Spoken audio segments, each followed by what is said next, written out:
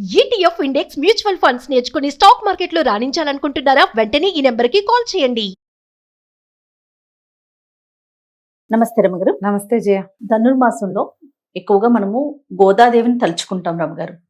ఆవిడే తిరుప్పావై రచించి ప్రతిరోజు ఒక పాసురం చదివి స్వామిలో అంకితం అయిపోయారు కదా రమగారు.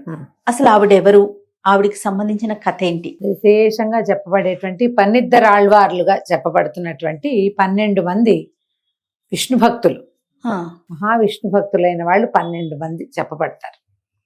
వాళ్ళలో ఒకరు గోదాదేవి, ఒకే ఒక్క స్త్రీ భక్తురాలు. మిగతా వారంతా అందరూ పురుషులే. అందరూ పురుషులే. 11 మంది వాళ్ళు, 12వది అమ్మ.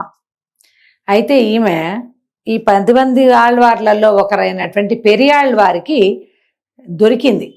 ఈమె అయోనిజగా జన్మించింది అని చెప్తారు. ఆమె ఎవరి సంతానమో తెలీదు.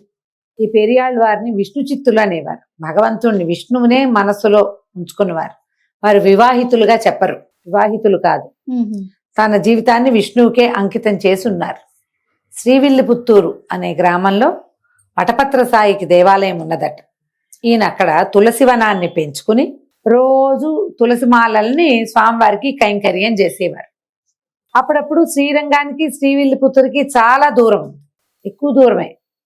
అప్పుడప్పుడు స్వామివారికి కూడా విశేషమైన సేవా కాలానికి ఇక్కడి నుంచి దండలు వెళ్ళేవి.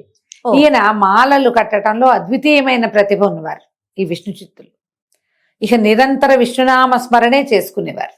ఆయనకి ఒకనాడు తను పెంచుతున్నటువంటి తులసి కాననంలో, అంటే తులసి వనం చాలా పెద్దదట, అందులో తులసి చెట్టు మొదట్లో సంటి బిడ్డ దొరికింది.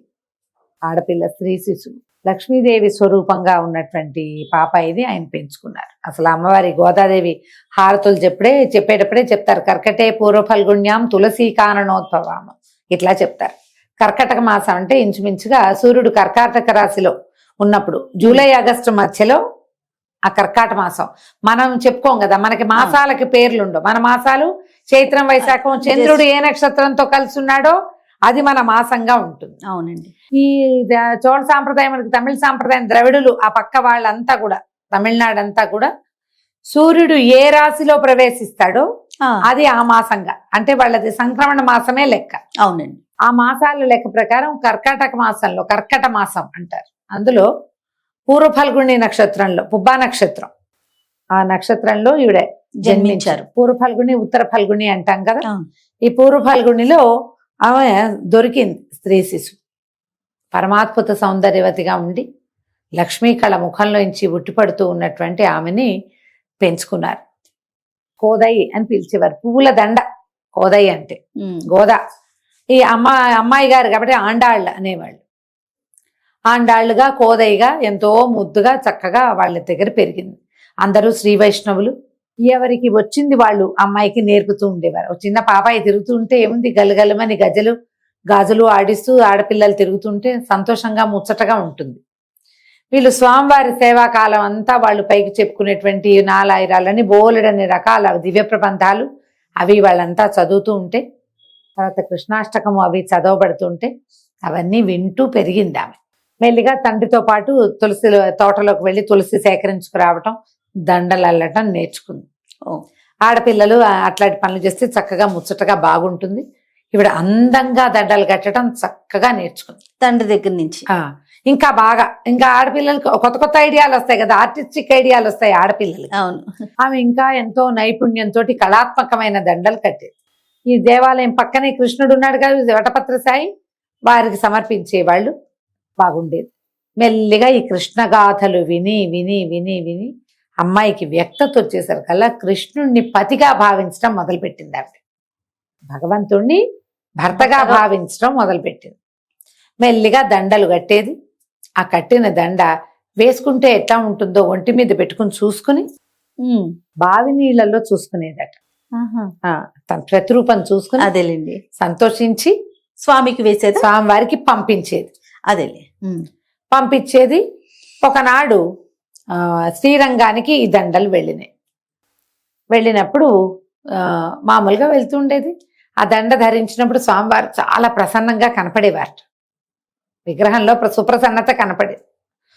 ఒక్కనాడు ఈయన పెరియాళ్వారు తన కూతురు ఇచ్చినటువంటి ఆ దండల్లో ఒక వెంట్రుకని చూశారు. అదేదో చిన్న ముక్క కాదు, పొడవాటి వెంట్రుక. ఈ నిడుపాటి శిరోజాలున్న కూతురు కట్టిన దండలో ఆమె వెంట్రుక వచ్చేసరికల్లా అపచారం జరిగిందని చాలా బాధపడి ఆయన ఆ దండలు మానేశారు. స్వామివారు చాలా చిన్నపుచ్చుకున్నారట ఆ రోజు, దండ వేయలేదని. 2 సార్లు 3 సార్లు అయ్యేసరికల్లా ఆయనకి తెలిసింది ఇదేదో పొరపాటున జరగటం కాదు, ఇక్కడ ఏదో తేడా జరుగుతుందని. కూతురు ఆ వస్తువుని అలంకరించుకుని స్వామివారికి వేయవలసిన పువ్వుల దండని స్వయంగా అలంకరించుకుని మురిసిపోయి సంతోషంతో మళ్ళీ ఇస్తోంది. ఆయన ఇంత అపరాధం జరిగిందని ఆయన ఎంతో బాధపడ్డారు. ఈ అమ్మాయి ఏమో నేను కృష్ణునే వరించాను, ఆయన్నే వివాహం చేసుకుంటానంటుంది.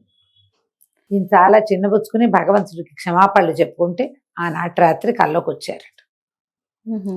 నాకు ఆ దండే కావాలి, ఆమె ధరించిన దండ కావాలి, నాకు అదే నాకు సంతోషాన్ని కలిగిస్తుందని స్వామివారు చెప్పి ఆమెను నాకు తెచ్చి సమర్పించమని ఆజ్ఞిస్తే పెళ్లి కూతురుని చేసి ఈ గోదాదేవిని స్వామివారికి అప్పచెప్పారు.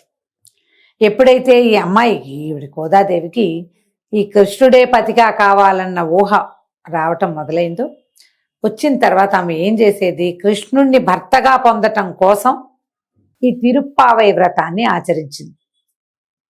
1 రోజుల పాటు రోజు స్వామివారిని సేవించి, ఆ సేవించడానికి సేవకి వెళ్దాం రమ్మని స్నేహితురాళ్ళని పిలుస్తుంది.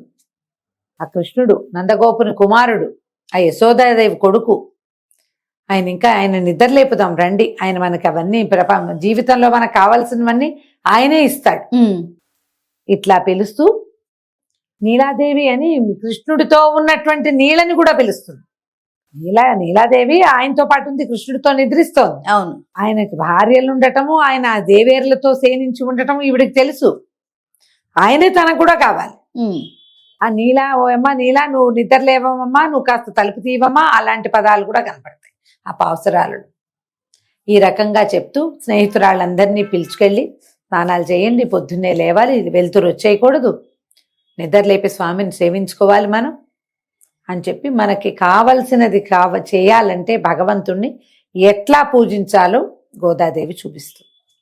ఈ 30 రోజులు గడిచాక సంక్రమణానికి ముందు రోజు ఈమెను పెళ్లి కూతురుగా అలంకరించి శ్రీరంగం తీసుకెళ్ళాడు స్వామివారి దగ్గరికి.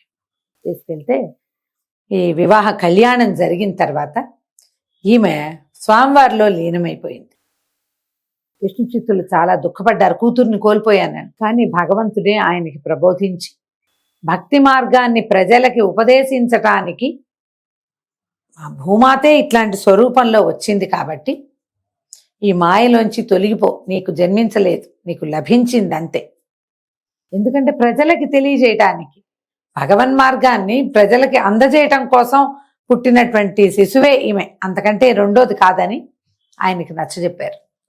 ఈ గోదాదేవి ఆయనలో ఐక్యమైపోయారు. అందుకని ఈ శ్రీరంగంలో కూడా ఈ 1 రోజులు విశేషంగా జరుగుతుంది. గోదాదేవి పూజింపబడుతుంది. తర్వాత ఆవిడికి విడిగా సన్నిధి ఉంటుంది. చాలా దేవాలయాల్లో మనకు కనపడుతుంటారు. లక్ష్మీదేవి ఓ వైపు ఉంటుంది, గోదాదేవి రెండో పక్కన ఉంటుంది. ఆండాళ్ళ సన్నిధి కనిపిస్తుంది. అవును అవును, తాయార్ల సన్నిధిలో ఆండాళ్ళ సన్నిధి కూడా ప్రత్యేకంగా కనపడుతుంది.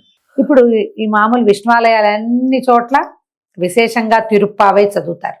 ఈ 1 రోజులు ఆమె చూపించినటువంటి మధుర భక్తి మార్గాన్ని అనుసరిస్తూ ప్రజలందరూ అదే మార్గాన్ని తీసుకుంటారు. అన్ని చోట్ల తిరుప్పావయ్యే పఠనం చేయబడుతుంది. ఆఖరికి తిరుమలలో కూడా సుప్రభాతానికి బదులు తిరుప్పావైనే చదివి స్వామివారిని మేల్కొల్పుతారు ఈ నెల.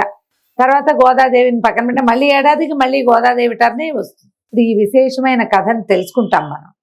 మేము కూడా ఇది చదవాలంటే తెలుగులో అనువాదం చేయబడి ఉన్నవి కొన్ని కనపడతాయి. ముళ్ళపూడి వెంకటరమణ గారు కూడా దీన్ని తెలుగులో చేశారు. వాళ్ళంతా మద్రాసులో ఉన్నారు కాబట్టి ఆ ద్రావిడ ప్రబంధాన్ని తెలుగులోకి చేశారు. కుదిరితే అది చదువుకోండి. లక్ష్మణ యతీంద్రులు అంటే మన ఏమనాలి, వాసుదేవాశ్రమానికి చెందిన వారు, మనకి పెదముత్తేవి గ్రామానికి చెందిన గురువు గారు, వారిది రసధుని పేరుతోటి ఒక పుస్తకం ఉంది. అది తెలుగులోనండి? అది కూడా తెలుగులో ఉంది. దేవులపల్లి కృష్ణశాస్త్రి గారు రాశారు తెలుగులోకి. అవి కూడా చదువుకోవచ్చు.